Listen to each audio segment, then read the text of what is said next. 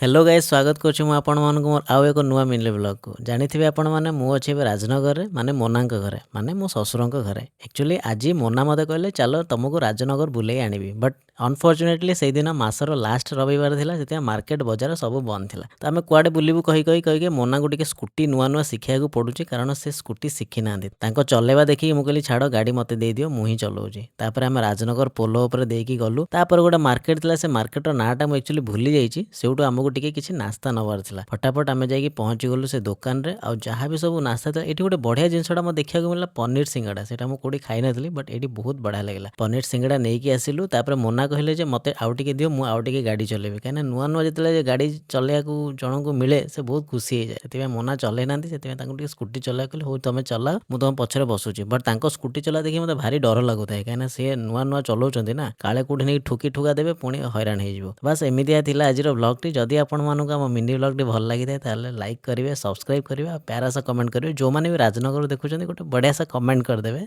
मु आपण मानको रिप्लाई देबी देखाबो पुणी आउ एक नुआ मिनी ब्लॉग रे so till then take care bye bye जय जगन्नाथ।